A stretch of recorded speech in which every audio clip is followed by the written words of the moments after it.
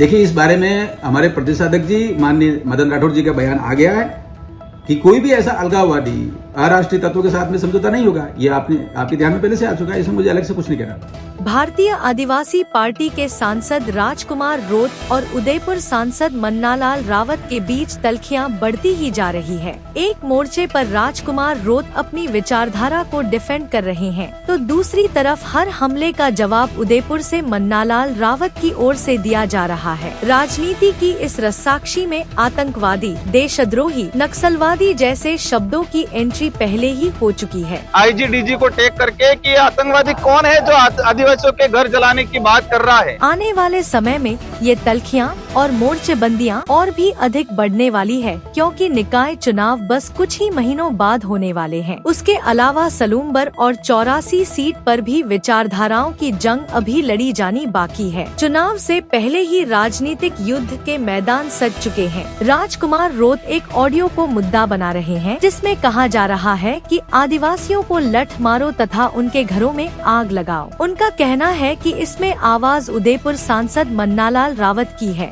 अधिकतर लोगों का ये कहना है कि ये आवाज मन्नालाल रावत जो सांसद है यहाँ की उनकी है। तो दूसरी तरफ रावत ने कहा कि जंगल काटे जा रहे हैं, जिसे किसी भी हालात में बर्दाश्त नहीं किया जाएगा। भारतीय जनता पार्टी किसी भी कीमत पर अलगाववादी तत्वों के साथ समझौता नहीं करेगी। कल उदयपुर में आयोजित जिला सम्मेलन में भाग लेने आए सांसद रोत पुलिस महानिरीक्षक से मिले और वायरल ऑडियो की जानकारी दी है। उन्होंने वायरल करने वाले को आतंकवादी की संज्ञा दी। उन्होंने कहा कि ऑडियो मैसेज के बाद धरियावत विधायक पर लसाड़िया में हमला किया गया और पुलिस ने अभी तक कार्रवाई नहीं की है। यदि ऐसा किसी भाजपा नेता के साथ होता तो कार्रवाई कब की हो जाती। रोत ने कल उदयपुर सांसद पर हमला करते हुए कहा कि इस तरह का घटिया विचार कोई आतंकवादी ही रखता है। आज इसका जवाब देते हुए उदयपुर सांसद रावत ने कहा कि 1000 बीघा पर जंगल साफ कर दिया, लोगों को धमकाया जा रहा है। बीएपी के लोग यह सब करवा रहे हैं। यह रिपोर्ट सीएम को जा चुकी है। बौखलाहट में आकर सांसद रोत इस तरह की बात कर रहे हैं।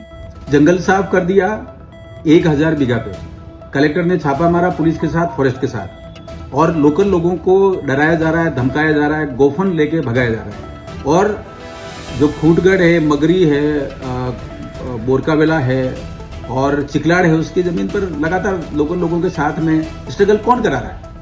वो करा रहे हैं बीएपी के लोग। ऐसा वहां के रिकॉर्ड में आ चुका है और हम रिपोर्ट सीएम को भेज चुके हैं।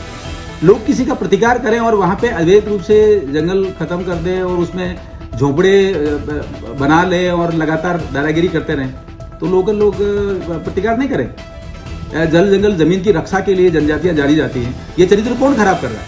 ये बाहर के लोगों को लाके सीता माता के जंगल के आसपास कौन कब्जे करा रहा है? ये प्रश्न जब आ गया तो मुझे लगता है कि बौखलाहट में आकर इस तरह का बात करिए। जो धमकी वाली बात आई उसमें भी आवाज आपकी होने की बात की जा रही है। गांव में जब कोई जंगल साफ कर देगा, घर जलाने के लिए आएगा, प्रतिकार नहीं करेगा कोई। गांव की भाषा है, कोई सामने आ जाएगा तो उसको क्या कहेंगे? उसको यही तो कहेंगे, नहीं यहाँ से भगाओ उसको। ये जब अवैध कब्जा कर रहा है, लोगों के उस पे आ रहा है, लोगों के गेट तक आ गया, तो ये नहीं कहेंगे।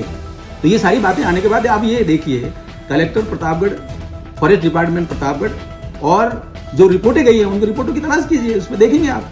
तो ये सारी की सारी जो चीजें हैं वे एक बरगलाने वाली, दादागिरी करने वाली और जंगल पर कब्जा करने वाली है, जंगल साफ करने वाली है। पर्यावरण की रक्षा के लिए जनजातियां जानी जाती है। भगवान बिरसा मुंडा जी का आंदोलन है, जनजातियों का बहुत प्रतीक है, बड़ा स्वाभिमान, अस्मिता और विकास अस्तित्व के लिए है। वो है जल जंगल जमीन की रक्षा। ये कर रहे हैं क्या? ये तो खत्म कर रहे हैं। किसका एजेंडा चला रहे हैं? क्यों दादागिरी कर रहे हैं? तो ये सारी जो बातें जब सामने आ रही है तो ये बौखलाहट में ये बकवास कर रहे हैं। टीएडी मंत्री पर भी आरोप लगाया है कि उनके होते हुए वहां पर कोक के बच्चों का व्यापार हो रहा है। देखिए, मंत्री जी के बारे में कुछ कहा है तो आप मंत्री जी से एक बार पूछेंगे तो ठीक रहेगा, लेकिन ये पूरा एक भ्रमजाल है। ये जो बीटीपी था और फिर पता नहीं बीएपी हुआ और आगे पता नहीं कोई बीटीसी हो रहा है, रोज एक नई पार्टी बनती है। कभी तो ये राष्ट्रपति चुनाव का बहिष्कार करते हैं, कभी राज्यसभा चुनाव के लिए कांग्रेस में जाते हैं, कभी कहते हैं कि हम हमारी गाड़ी की चाबी छीन ली है, कभी कहते हैं हम आदिवासियों के लिए ये करते हैं। जब आदिवासियों के लिए कहते हैं तो फिर कहते हैं आदिवासी बेटी जब राष्ट्रपति का उम्मीदवार खड़ी हुई तो उसको वोट नहीं दिया। ये बरगलाने वाला है। और अभी अभी आया ये भिलू के जो आरक्षण मिलना चाहिए उस आरक्षण के विरोध में ये खड़े हुए हैं।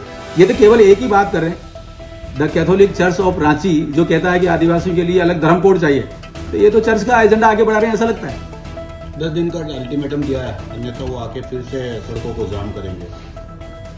अब जो अराजकता फैलाने वाले लोग हैं वो क्या करेंगे? उनके पास कुछ है नहीं, विकास का काम वो कर नहीं सकते।